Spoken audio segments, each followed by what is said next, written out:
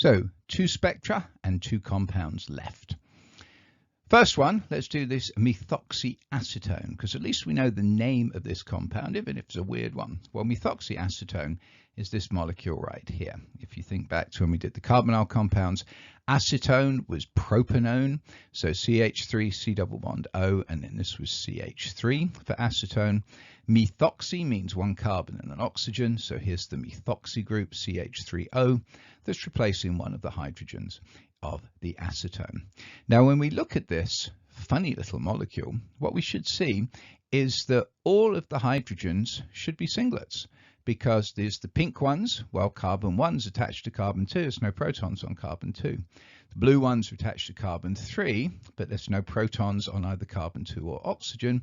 And then the green ones attached to carbon 4, well, there's no hydrogens on this oxygen there. So let's find a spectrum that has 1, 2, 3 singlets. There it is right there, spectrum H6. We got a 3 hydrogen, and this will therefore be a 2 hydrogen. Well, the 1, 3 hydrogen, the furthest one upfield, is going to be this pink one here because the carbon bonds to another carbon. Then we have this methyl group here, in which the carbon bonds to an oxygen, so we would expect that to be a little bit further downfield.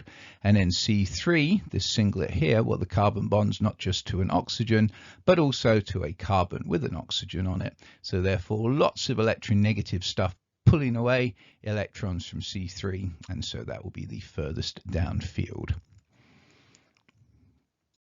So we're left with 1 compound and 1 spectrum. Okay, what we know about this compound is it has a ketone group and a secondary alcohol, and of course it's got 4 carbons, so one of the carbons must be double bond O, one of the carbons must be in the middle, a secondary alcohol bonded to an OH and presumably an H. Let's see what we get out of this. Well, first thing is there's a nice little singlet right around the place you'd expect to be an alcoholic group. Next to that, we have a quartet. Now, if we count hydrogens, we've got 3 hydrogens there, 3 for that peak, 1 for this peak. So this is a 1 hydrogen that is split into 4. So that must be a 1 hydrogen next to 3 hydrogens, so next to a methyl group, one would assume.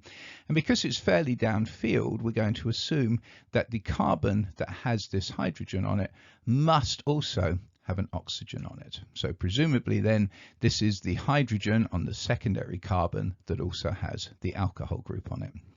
Now, if you've got 1 hydrogen next to 3, that's a 1 hydrogen quartet. Well, then it's got a pair of 3 hydrogens next to 1.